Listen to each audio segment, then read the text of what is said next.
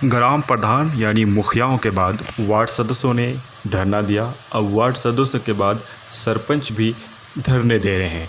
प्रखंड मुख्यालय में सरपंच संघ ने धरना देकर कई मांगों का जिक्र किया और सरकार के समक्ष अपनी मांगों के बारे में एक प्रस्ताव रखा। आखिर क्या हो चुका है कि जब से महागठबंधन की सरकार बिहार की गद्दी पर आसीन हुआ है, तब से लेकर पंचायत प्रतिनिधि लगातार धरना दे रहे हैं, कोई भी खुश नहीं चल रहे हैं। आपने कुछ ही दिन पहले ग्राम प्रधानों का धरना देखा, अभी भी वो सरकारी कामों से बहिष्कार कर चुके हैं। सरकारी कामों से उन्होंने अपने आप को दूर रखा है और अपनी कई मांगे हैं उन लोगों की। अगर उस पर बात नहीं बनी तो आगे उग्र आंदोलन कर सकते हैं। उसके कुछ ही दिन बाद बिहार के वार्ड सदस्यों द्वारा धरना दिया गया। वार्ड सदस्यों की जो नाराज़गी है वो किसी से छुपी हुई नहीं है, जिसे हर कोई जानता है। उन्हें काम नहीं दिया जा रहा है और प्रखंडों के पदाधिकारियों द्वारा उन्हें मान सम्मान नहीं दी जा रही है।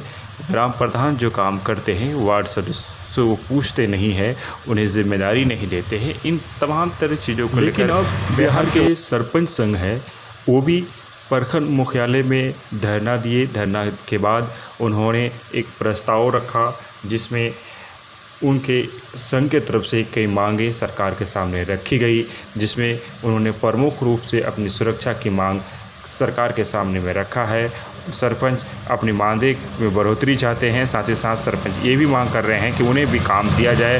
पंचायत में चूँकि उन्हें बड़ी जिम्मेदारी होती है, वो भी जीत कर आते हैं, इसलिए उन्हें भी काम दिया जाना चाहिए। अगर उन्हें काम नहीं दिया जाता है तो ये फिर किसी भी एतबार से सही नहीं है।